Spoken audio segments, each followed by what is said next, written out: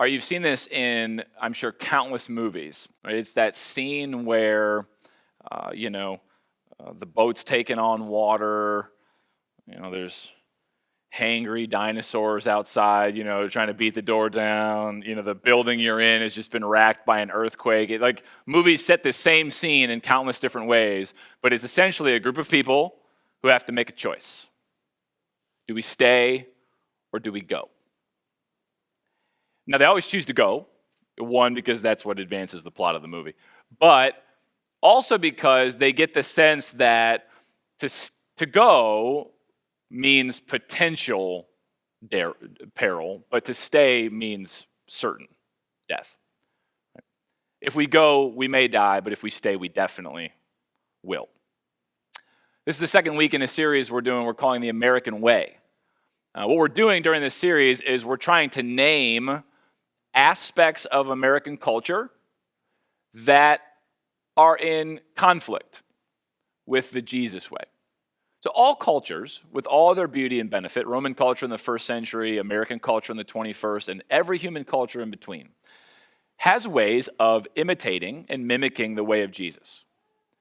But they also have ways of shaping us in ways that are anti-Christ or not the way of Christ. And usually in ways that are so subtle and implicit we don't know it's happening. Kind of like the character Legion from our story last week, we end up being shaped and controlled by forces that we don't recognize. So what we're doing during this series as sort of a foundation or a setup for what we're going to talk about for the rest of the year is to try to name some of the things that are specific to our culture. Not in any way, shape, or form to be anti-American or we live in a great place. And there's so much about our way of life that's wonderful. But again, every human culture, with all of its beauty and benefit, has ways of shaping us in ways that are contrary to or incompatible with the way of Christ. And if you're a Christ follower, then you got to name those things as a way of engaging in a process of casting them out. Okay? Now that, of course, doesn't come without a cost. You're not gonna separate yourself from a life that you've known and it not cost you something. There is a cost to following Jesus. That is language that's common among Christians. It's language that was common to Jesus. I don't want to talk about the cost of following Jesus. I want to talk about the cost of not following Jesus. That you pay a price to follow Christ. But what you don't often understand is that you pay a price for not. Right? It's one thing to talk about where we want to go. So I can paint you a vision and a picture of oh my gosh, imagine how great life would be if. The reality is most people don't move because of a picture of what might be or what could be. At some point you move because you realize you can't stay where you are. That there's a cost to staying here. And so you have to go. Yes, if you go, you're going to experience some suffering and some death. But if you stay, what we're going to discover this morning is, in many ways, you're already spiritually dead. Our text comes from Luke chapter 9. It says this: as the time drew near for Jesus to ascend to heaven, he resolutely set out for Jerusalem. He sent messengers ahead to a Samaritan village to prepare for his arrival, but the people of the village didn't welcome Jesus because he was on his way to Jerusalem. When James and John saw this, they said to Jesus, "Lord, should we call down fire from heaven to burn them up?" But Jesus turned and rebuked them. So they went on to another village. As they were walking along, someone said to Jesus, "I will follow you wherever you go." But Jesus replied, "Foxes have dens to live in and birds have nests, but the Son of Man has no place even to lay his head." He said to another person, "Come follow me." The man agreed, but he said, "Lord, first let me return home and bury my father." Jesus told him, "Let the spiritually dead bury their own. Your duty is to go and preach about the kingdom of God." Another said, "Yes, Lord, I'll follow you, but first let me say goodbye to my family." But Jesus told him, "Anyone who puts a hand to the plow and then looks back is not fit for the kingdom of God." It is a deep irony that often people who profess to be closest to Jesus think in ways that are very anti-Christ. So here you have Jesus on his way to the city of Jerusalem. It's toward the end of his ministry. He knows he's going to be arrested, tortured, and murdered. He decides to make a pit stop at a Samaritan village, which was not common for Jewish rabbis to do. So he sends his disciples ahead of him to go and sort of let people know he's coming. They get wind that this Jewish rabbi is on his way to Jerusalem. There's this long history of conflict between Jews and Samaritans. And so they say, no, he's not welcome here. Now you get two responses. Those closest to Jesus, so James and John, it's like his inner three. Those closest to him want to respond to this lack of hospitality by calling down fire from heaven to kill everybody. Jesus sharply rebukes them and chooses to just leave the city peaceably.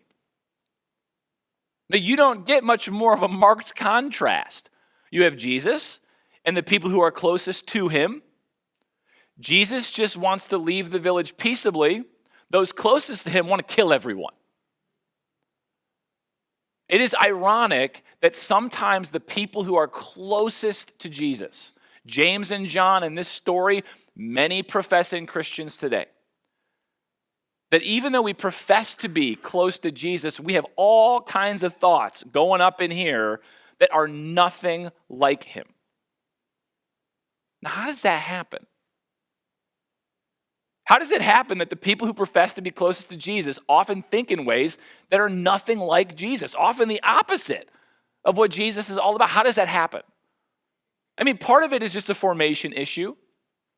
You know, if I just started apprenticing myself to Jesus and I've been at it for like a week, there's just a lot about following Jesus I just don't know.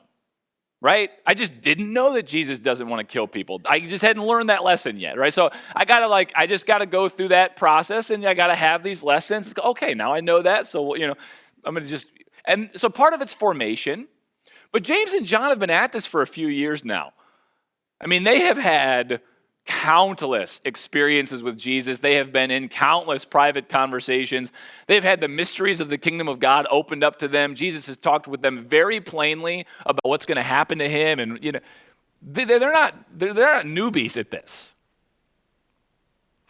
How is it that people like James and John, who are not new at this whole following Jesus thing, and many professing Christians today who are also not new at this following Jesus thing, how does this happen? The short answer is the Bible. Not so much what it says, never what it says, but always how it's read. Now, what you may not know is when James and John ask Jesus if he wants them to call down fire from heaven, they're channeling a story from their biblical history. They're not just making this up. They're thinking about their biblical history. So in their history, there's a prophet named Elijah, one of the most famous prophets in their heritage. Elijah has a showdown with these prophets of the false god Baal and drives them out of the land. And as a result, he finds himself being hunted down by King Ahab and his sinister wife Jezebel.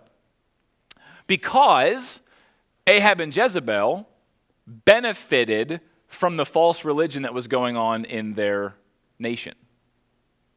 Let that simmer for a minute. The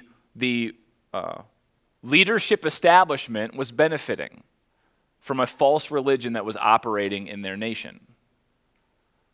And so when Elijah stepped in and sort of put the kibosh on that, they obviously don't like that much. So they try to hunt down Elijah. When they finally find out where he is, they send a delegation of 50 soldiers to arrest him and bring him to the palace. The 50 soldiers show up. They demand that Elijah come with them. And what do you think happens? Fire falls from heaven and kills all of these soldiers. This happens a second time.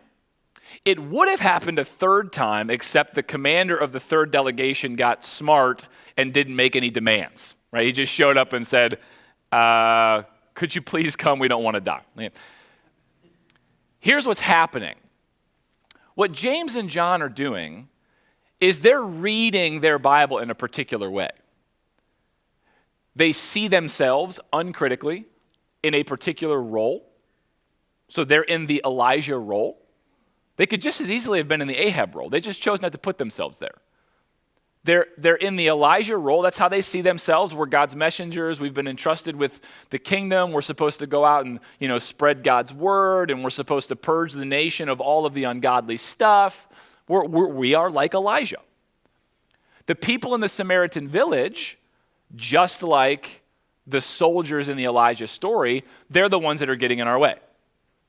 They're impeding our process. They're making it hard for us to do the thing that God has called us to do. And so you just put those pieces together, and you can understand why in their minds they would go, well, Elijah called down fire. Why can't we? That's just how they read their story. But Jesus rebukes them. So essentially what Jesus is doing is he's saying, that's not how you read the story. Essentially what he's doing is he's challenging this sort of uncritical way that we tend to read as we put ourselves uncritically in a particular role, and then we want to repeat scenes from that ancient history. Now, the reason I think that story is so important is that if you don't know this, much of American Protestant Christianity owes itself to a very, very similar history. Most of us have inherited a version of Christianity that was largely influenced by what's called British Puritanism. To give you a brief history lesson, if you don't know this, Puritans were English Protestants, 16th, 17th century. They're called Puritans. Puritans, initially the word Puritan was a pejorative. It was an insult. It would be like using the word stickler, right? They were fanatic about the details. And they weren't happy with the extent of Reformation going on in the Church of England in the 16th and 17th centuries. So many of them jumped ship, literally. They got in ships and they crossed to the New World. And in their minds, what they were going to be doing was they were going to be establishing a new society, a new world, a Christian nation, a Christian society. That's what they came to do. Now, among the 4 or 5 beliefs that sort of characterized English Puritanism, one of them was this belief that God interacts with nations according to covenants. And they pulled this from their biblical history, Deuteronomy chapter 28 and 29. That when God established the nation of Israel, God basically said, all right, guys, this is how it's going to work. If you do X, you'll be blessed, and here's what blessing looks like. And if you don't do X, or if you do Y, you'll be cursed, and here's what cursing looks like. One of the beliefs of English Puritanism was that this is just how God deals with nations, including the one that we're trying to create. So what they're doing is essentially what James and John did. They're looking back in their biblical history and they're saying, okay, we're going to uncritically put ourselves in this role. We are now the people of Israel. So we're the new chosen people of God.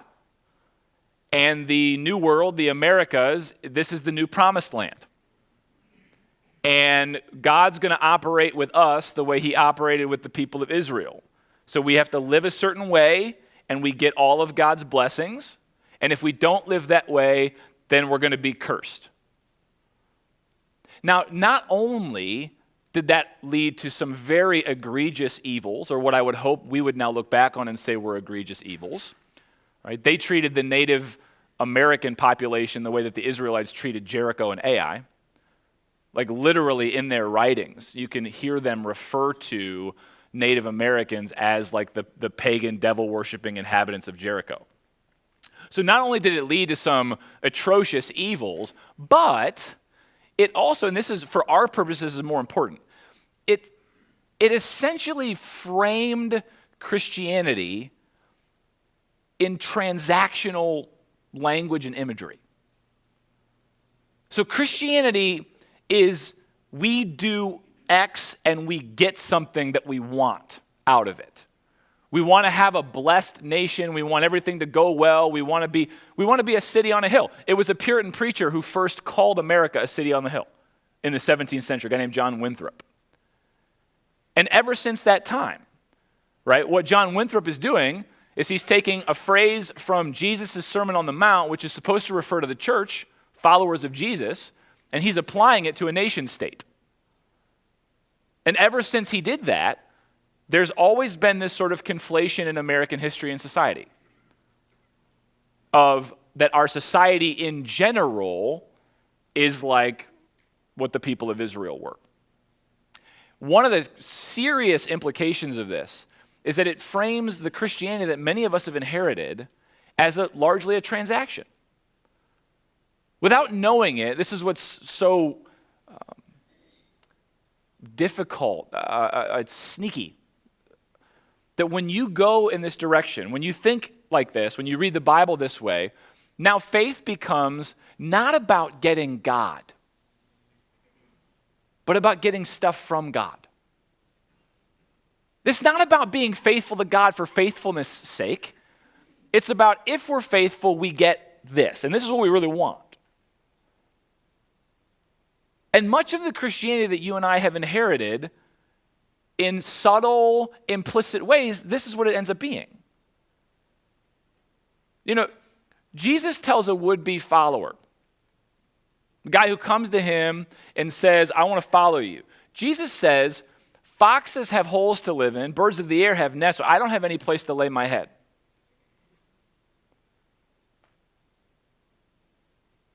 Jesus is materially dependent on others. And he's itinerant. He's not anchored.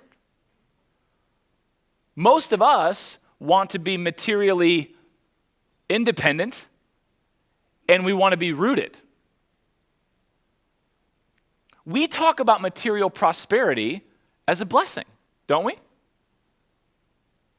Don't we talk about our money and our stuff? Don't we say things like, I'm so blessed? What a blessing. Jesus said things like, blessed are the poor. And he talked about material prosperity as a temptation that has the potential to kill your soul. See, when Christianity becomes this sneaky, is it really about getting God? I mean, do you really want God? You know, the first commandment is to love God. Heart, mind, soul, and strength, love God. Is it really about God? Do you really love God? Do you really want God? Or is God a means to an end? Right? Do you want enough God in your life so that, life goes well with you? You get the kind of life that you want. It's not really about God. It's just about whatever God does for us. That's the sort of double edge of this version of Christianity that we've all, in some ways, we've inherited. And it leads to a kind of spiritual death. Was this guy going to uproot his life to follow Jesus? Are you going to uproot yours? Seriously. Are you going to uproot your life? You going to sell your house? You going to quit your job? Are you going to uproot your life to follow Jesus? If Jesus decided to sneak into your world and say, hey, I got a job for you. I want you to go do something.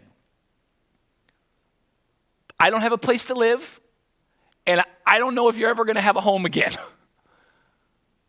Would you do it? Guys, we got to be honest about this. Most of us following Jesus falls within a very confined box that we've created. So as long as God does not ever ask me to do A, B, and C, I'm open to listening. This is reality. And I'm talking for me, not just for you. Like, this is me too. And I'm a professional at this.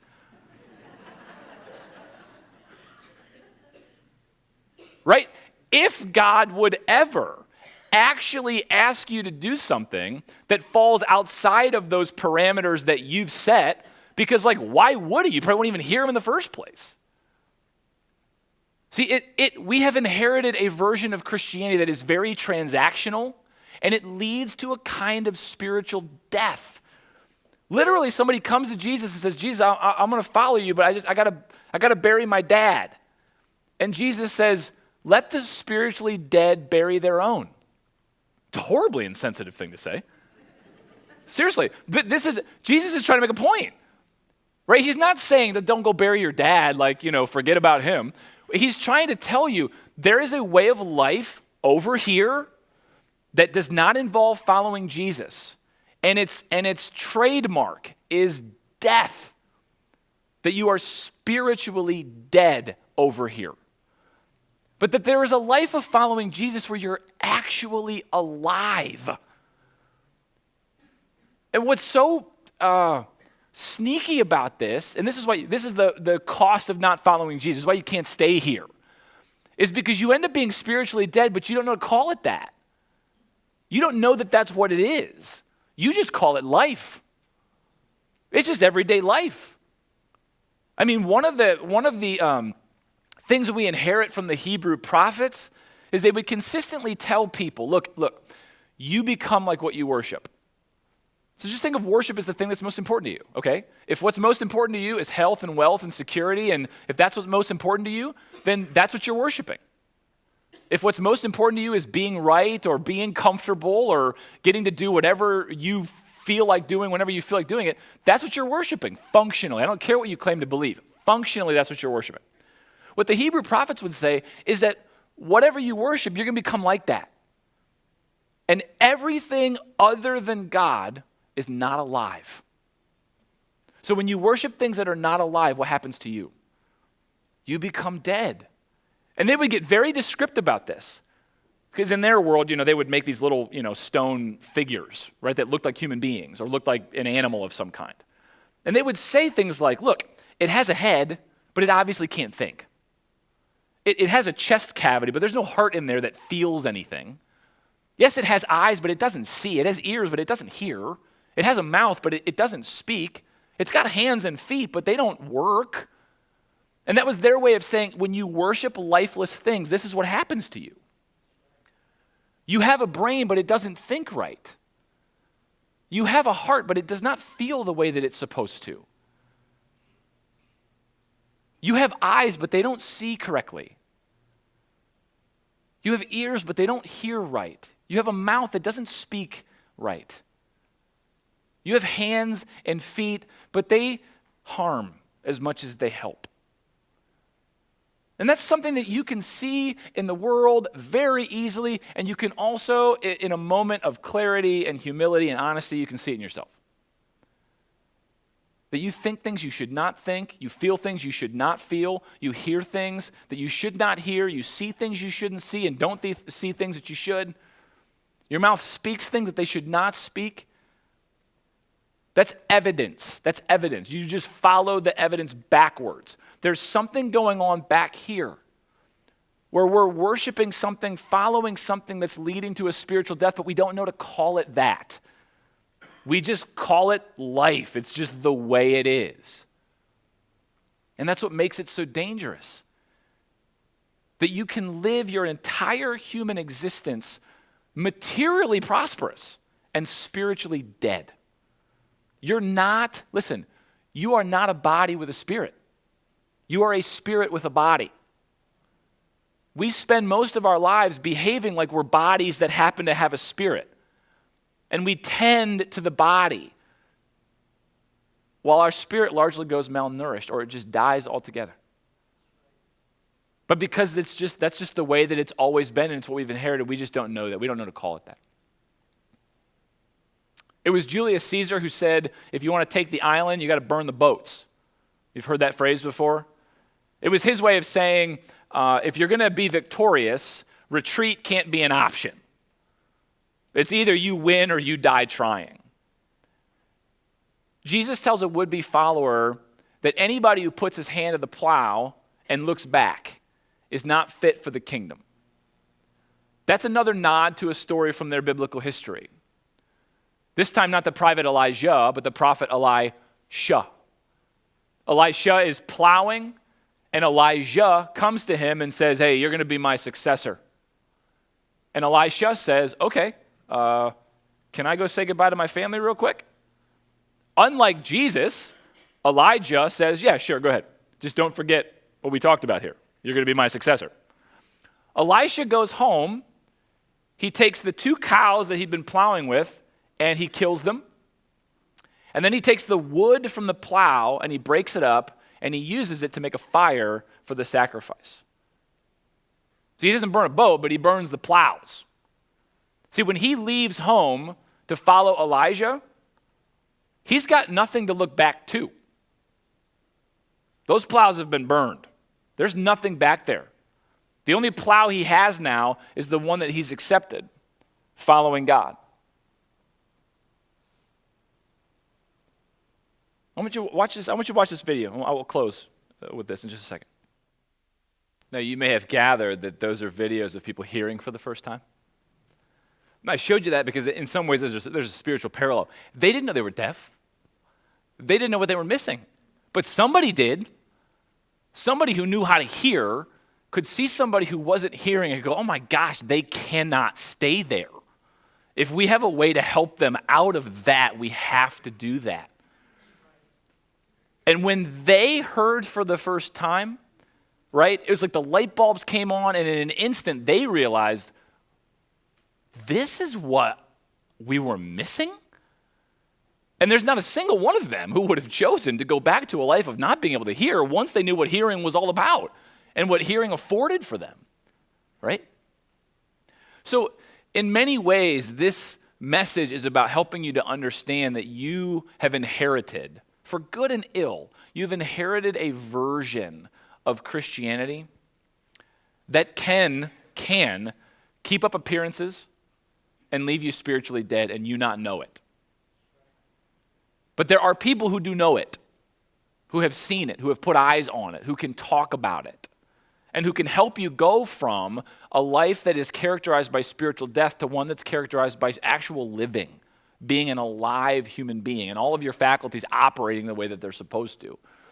Sort of the prayer is that you would catch a vision for that you would recognize you can't stay here. Yeah, yes, if you go, there's a cost of following Jesus. You may suffer, you may die. But if you stay, you're already spiritually dead. There's nothing here. Right? You got to burn these plows. There is only one life, and it's a life of following Jesus. And any trying to follow or trying to carve out a life that is not about following Jesus is always going to be this sort of mixture of spiritual death that we just kind of learn to get on with. And it's not what God created for us to be. So as a way to get started in your process, I just want you to ask one question. I want you to just think about one area of your thought life today that you think might be kind of incompatible with the Jesus way. Is it possible that up in your brain, you think about things in a way that if Jesus were standing and talking to you, he would go, good Lord. Okay? Right? We all have them. I want you to think about that for a second, okay? And then ask yourself the challenging question, are you prepared or willing to kind of uproot and follow Jesus? What does that look like? You know, because that's the cost of living alive. Being an alive human being and actually following Jesus is you have to be prepared and willing to do what he asks you to do. Are you prepared and willing? Or only prepared and willing within sort of certain confines?